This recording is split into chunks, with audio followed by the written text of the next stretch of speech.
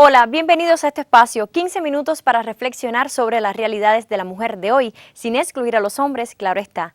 La soledad es una experiencia indeseada o una percepción. Las personas hablan de soledad cuando sienten que sus relaciones sociales no son satisfactorias o cuando no mantienen la comunicación que necesitan con su pareja. Así llegamos a la pregunta de hoy.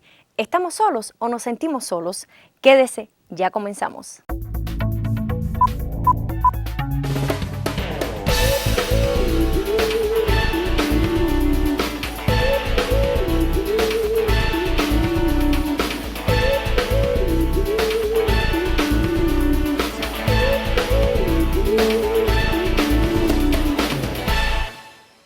Uno se siente triste,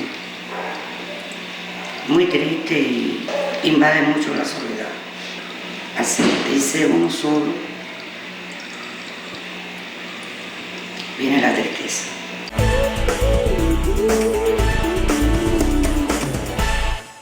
Nos acompaña la doctora Iliana Trevín, especialista en psiquiatría, y con ella vamos a conversar sobre la soledad. Bienvenida, doctora. Buenas noches. Me gustaría comenzar porque usted defina qué es la soledad, una percepción o un estado de la persona. Bueno, mira, la soledad se ha conceptualizado de diferentes aspectos, desde lo social, lo filosófico, lo antropológico y también lo psicológico. No es hasta los años 80 en que realmente comienzan a realizarse textos científicos sobre los aspectos psicológicos de la soledad como tal. Una de las definiciones más antiguas es la de Sullivan, un psicólogo estudioso, que decía que la soledad era una experiencia displacentera por la falta de interacción íntima e interpersonal. Otros, por ejemplo, decían que no era más que las discrepancias entre las relaciones interpersonales actuales y las realmente deseadas. Y existe una definición que yo considero que es mucho más gráfica, más comprensible, que hace Jung, que es también un psicólogo de gran impacto, que plantea que la soledad no es más que la ausencia real o percibida, es decir, subjetiva, de relaciones sociales displacenteras, y que esto puede producir trastornos psicológicos que pueden llevar al aislamiento, a la tristeza, a la depresión, a la angustia e incluso, por ejemplo, al consumo de alcohol, es decir, al uso de adicciones. ¿Qué sucede con esas mujeres que dejan a un lado la vida social y se vinculan única y exclusivamente al cuidado de los hijos, por ejemplo, y luego los hijos después se van? Bueno, mira, estamos entonces tocando aspectos que tienen que ver ya con la soledad de tipo social, porque es importante también aclarar que se divide en dos tipos: la personal, la que tiene que ver con las relaciones íntimas de pareja, y la social, que está más vinculada a la interacción con el grupo, a pertenecer a un grupo, a poder evaluar los intereses con un determinado grupo de pertenencia. Me decías que, por ejemplo, la mujer que asume un rol específicamente doméstico o que prioriza la crianza de los hijos o las familias. Bueno, el propio orden en que una persona establece estas prioridades puede que sea evaluado como algo que le ocasiona sufrimiento o no. Creo que aquí lo más importante sería un poco analizar la interpretación que la persona hace, en este caso la mujer o el hombre, de cómo vive ese rol asumido. Por supuesto, por ejemplo, las mujeres que asumen un rol doméstico excesivo, de una manera u otra se pierden las relaciones sociales que puede implicar en la interacción en un centro de trabajo, en la interacción con los compañeros, quizás el compartir más con los amigos, y eso por supuesto pudiera estar limitando, digamos de alguna manera, sus habilidades sociales. Sucede, por ejemplo, también que si en términos de ruptura la mujer se dedica solo a la crianza de los hijos, pues se cierra el momento de apertura de canalizar otras fuentes, en este caso de intercambio, en sus relaciones interpersonales, y esto le ocasiona sufrimiento. Pero fíjate que siempre está relacionado con la interpretación cognitiva que hace la persona de esta situación que está viviendo. Esta es la que hace que viva la soledad de un modo displacentero o que la elija y no se sienta mal con ello. Sí, porque puede suceder, por ejemplo, que en el caso que la mujer se separa, se vincula única y exclusivamente al cuidado de los hijos crecen y se van, y ella después como que se quedan solas en la casa. El llamado síndrome de nido vacío. Uh-huh. Mira, ese es un aspecto que yo creo que es importante, en el que debemos puntualizar, porque es un fenómeno que se repite. Las mujeres que de una manera u otra eligen la crianza de los hijos como único sentido de la vida, fíjate, te digo, como único sentido de la vida, no es que la crianza de los hijos no sea importante y que de por sí deba abarcar toda la dimensión humana del matrimonio, tanto del hombre como de la mujer, y del sentido del matrimonio como tal, pero la mujer que elige solo ese rol exclusivamente, después sucede que tiene la carencia cuando los hijos se van. Y de alguna manera después Estas son específicamente esas mujeres que después le pasan la cuenta a los hijos, cuando viene el abandono o cuando viene para ellas el abandono de te vas y me dejas sola.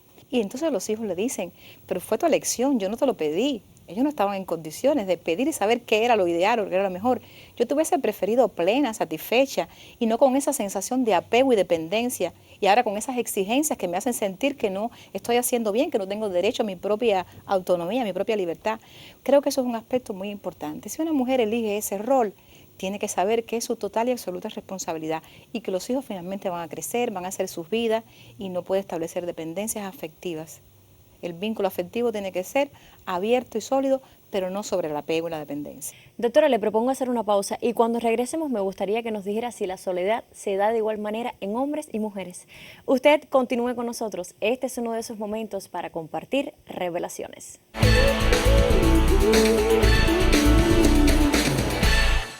Fui trabajadora hace mucho tiempo. Me llevaba muy bien con mis compañeros. No le aconsejo a nadie que desee estar solo, porque la soledad es muy mala consejera. Uno se siente triste, muy triste y la soledad es bastante, invade mucho la soledad. Al sentirse uno solo, viene la tristeza. Puedes llorar, te deprimes bastante.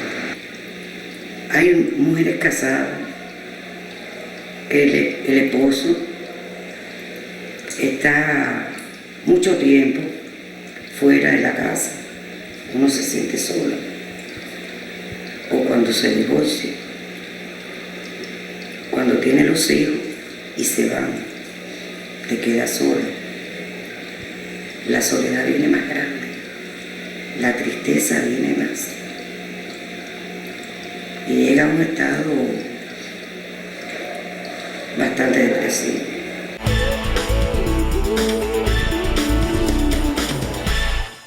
Continuamos conversando con la doctora Iliana Trevín y con ella estamos hablando acerca de la soledad.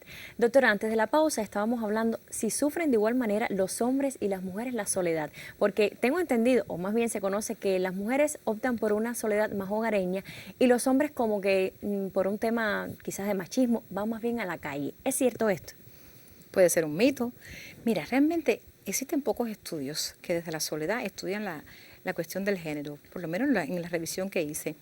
Sin embargo, en los estudios que revisé hay una asociación de estudiar desde el punto de vista de género la soledad con dos temas importantes.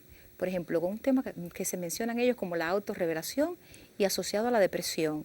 Y en términos de género sí se establecieron diferencias que yo creo que es importante que las compartamos. Mira, la autorrevelación no es más que una habilidad que tiene el ser humano de expresar y aceptar los pensamientos y los sentimientos a uno mismo y a los demás. Y esta es una habilidad vital para poder establecer relaciones sociales. En un estudio realizado de diferencia de género se demostró que las mujeres tienen una capacidad mayor de autorrevelación, sobre todo con el tema de las amigas. Eso nosotros las mujeres lo sabemos mucho, que hay una tendencia a canalizar y a expresar y a hacer catarsis con las amigas, y a través de los estudios psicológicos aparece este resultado estadístico, que como las mujeres tienen más capacidad de autorrevelación, de autorrevelarse, de ser más asertiva y permitirse mejor el desahogo, quizás canalizan muchas más sus preocupaciones y de alguna manera u otra eso, a diferencia de los hombres, las hace menos expuestas a vivenciar la soledad. Es decir, que son más deprimidas, pero menos tendientes a la soledad como fenómeno psicológico, y de alguna manera también explican que está relacionado con que las mujeres, tanto jóvenes como de diferentes edades, canalizan mucho más y comparten más con el grupo de relaciones, sobre todo con las amigas. De todas formas, el sentido común dice, y la experiencia que uno vivencia desde lo personal, que es verdad que las mujeres asumen mejor el rol, que mencionabas de la soledad, desde el rol hogareño, quizás porque de alguna manera están más preparadas para vivenciar el rol hogareño. Por ejemplo, una vez que se queda sola, de todos es sabido que no es lo mismo cómo vivencia la viudez el hombre que la mujer. Claro. Si el hombre queda viudo, la tendencia por lo general es a casarse tempranamente, a buscar pareja, más allá de las cosas relacionadas Como un con refugio. el amor, como la persona que de una manera u otra va a sustituir las carencias, porque le da mucho más trabajo vivenciar la soledad desde ese punto de vista. Y la mujer, pues por supuesto, asume más este rol hogareño, doméstico, tiene más facilidades y mecanismos para esto y quizás asume más la soledad desde la viudez. Es cierto que las personas con neurosis tienden a aislarse y a padecer un poco más de soledad porque tienen miedo a ser rechazadas. Bueno, mira, las personas con neurosis tienen características que las hacen diferentes.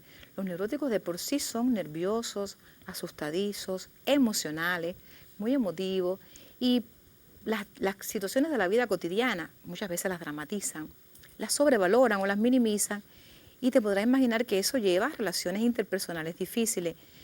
Los neuróticos tienen algunos mecanismos que yo creo que es importante mencionar, como una demanda de afecto marcada, necesidad de reafirmación. Son personas que necesitan reafirmar sus afectos constantemente, que demandan que los demás reafirmen sus afectos. Dramatizan mucho las situaciones que vivencian como conflicto y eso los hace potencialmente propensos a permanecer solos o a ser rechazados. ¿Las personas pueden tener trastorno de la personalidad? Sí, por supuesto, el trastorno de la personalidad está dentro de las entidades nosológicas que conforman las diferentes enfermedades por las que pasa el ser humano.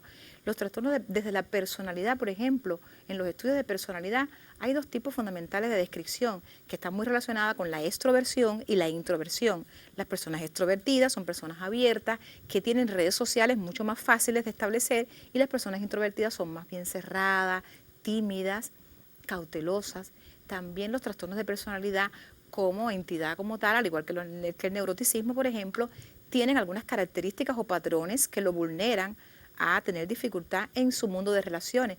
Por ejemplo, son personas que tienen poca tolerancia a la frustración, escasos recursos adaptativos, poca tolerancia al estrés, dificultad en las relaciones interpersonales, dificultad para ponerse en el lugar del otro, para sentir como el otro. A veces se tornan fríos y distantes en relación al sufrimiento del otro. Doctora, ¿qué usted les recomienda a esas personas que eligen o sufren la soledad? Bueno, si les entraña sufrimiento, que puede ser cambiada, que existen modelos de orientación, terapias cognitivos conductuales que los pueden ayudar a evidenciar cambios que mejoren sus habilidades sociales y que le crean fuentes generadoras de placer y bienestar. Gracias, doctora, por compartir con nosotros. Y le propongo un segundo encuentro para hablar de esa soledad que no es tan mala y de la que siempre aprendemos un poco. Hasta aquí por hoy. Usted continúe con nosotros. En cada emisión haremos una aproximación a la realidad de la mujer de hoy. Conocerá reflexiones e historias cotidianas. Será uno de esos momentos para compartir revelaciones.